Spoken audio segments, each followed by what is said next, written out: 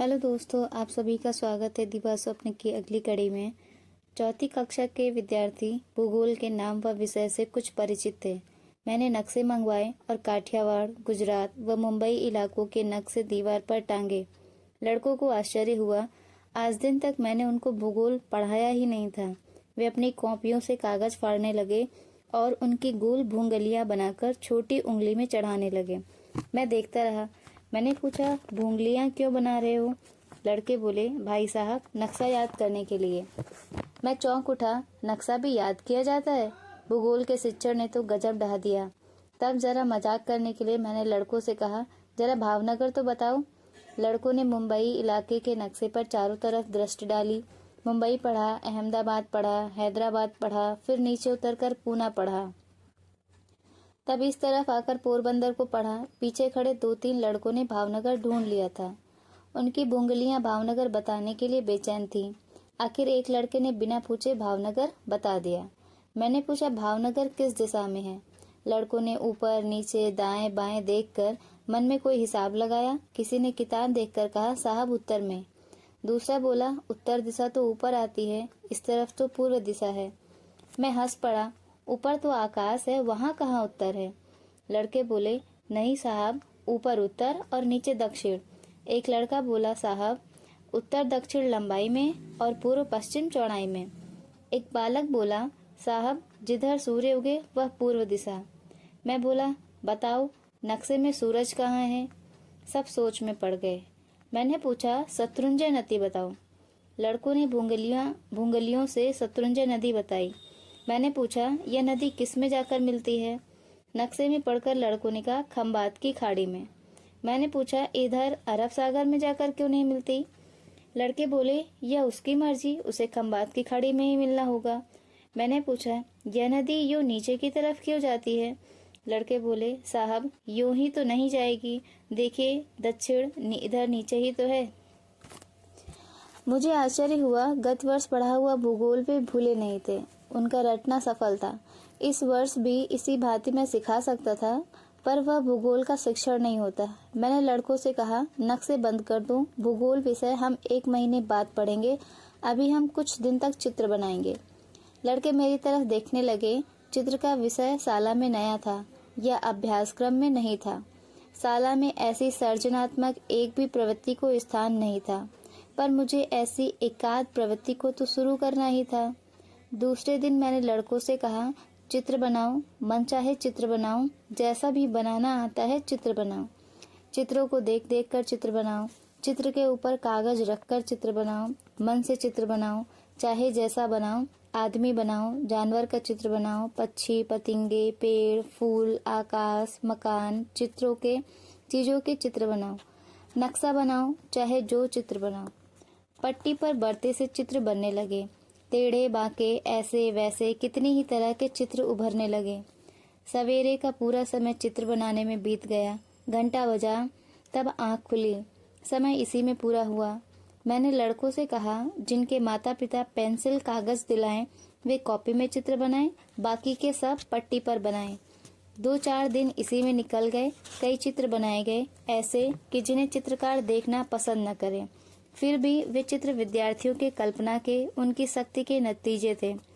मुझे लगा, चित्रों का हिसाब और संग्रह रखना चाहिए। थोड़ा कष्ट उठाकर भी बड़े साहब से मिलकर एक तरफ खाली रद्दी कागज निकलवाए और साहब से 2 दर्जन रंगीन पेंसिलें मंगवाई। साहब ने हंसते हंसते कहा, पढ़ाना एक तरफ रखकर चित्र बनवाने लगे दिखते हो। प्रत्येक विद्यार्थी से चित्र की विषयवार एक कॉपी बनवाई और विषयवार उनमें चित्र बनाने को कहा। चित्र के वातावरण के तौर पर मैंने नीम की डालियां, पीपल के पत्ते, तुलसी की मंजरी, 12मासी और आक के फूल रखे। व्यापारी की दुकान से तरह तरह की छपी हुई किनारों के नमूने लाकर टांगे।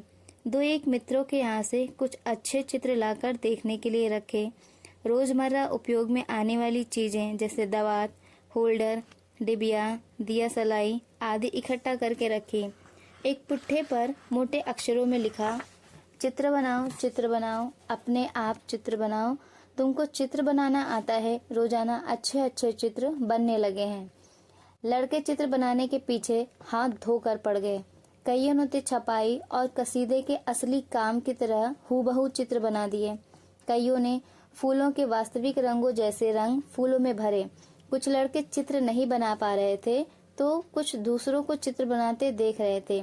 एक पखवाड़े के बाद मैं हाई स्कूल के चित्रकला अध्यापक को बुला लाया।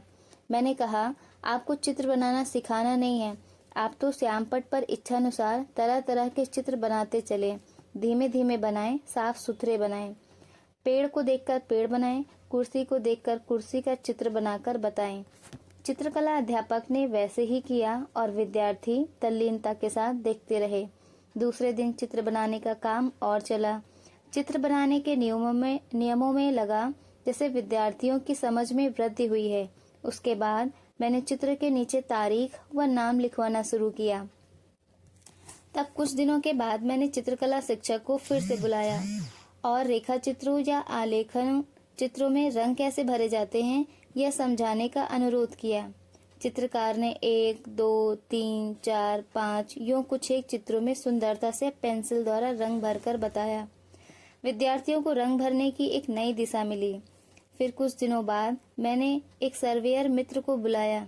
मैंने उन्हें साला को मापकर साला का नक्शा बनाने को कहा। वे और मैं साला की पैमाइश कर रहे थे और लड़के हमारे साथ घूम रहे थे। लड़कों की नजरों के सामने भवन का नक्शा कागज पर कैसे बनाया जाता है यह हमने करके बताया। 4-5 दिनों बाद मैंने छात्रों को सर्वेयर के दफ्तर में भेजा। वहाँ ड्राफ्ट्समैन गलियों, गांवों, सीमा आदि के नक्शे कैसे बनाते हैं यह दिखाया। एक बार लड़कों को सर्वेयर के साथ सरहद पर ले गया और पैमाइश का प्रत्यक्ष काम उन्हें दिखाया। साला के विद्यार्थी साला का, कमरे का, अपने घर, गली और कुएं व तालाब के चित्र बनाने लगे। चित्र का काम बढ़ाते बढ़ाते मैं लड़कों को प्रकृति के प्रांगण में घुमाने ले जाता। आँख को किसी वस्तु के आकलन का अभ्यास कराने के लिए उन्हें तरह तरह के खेल खिलाता, जैसे कि किसी पेड़ पर दृष्टि डालते ही उसके तने व डालियां कैसी हैं, इसे देखकर या आंख बंद करके कागज पर उसका चित्र बना देना। सूर्योदय के समय के रंगों को देखकर उन्हें स्मृति में रखना। संध्या के बदलते रंगों की विशेषताओं को पहचाने। दूर से पेड़ कैसा दिखता है और पास से कैसा लगता है, इसका वे स्वानुभव प्राप्त करें। पेड़, पदार्थ, पर्वत, मनुष्य और उनकी परछाइयों को गौर से देखना। इस प्रकार हमारा चित्रकला का काम चल रहा था। अगर आपको ये कहानी पसंद आई है तो प्लीज वीडियो को लाइक करें, शेयर करें और चैनल को सब्सक्राइब करें। और इस कहानी में आगे क्या हुआ ये जानने के लिए बने रहिए मेरे यानी अंजलि के साथ। Thank you.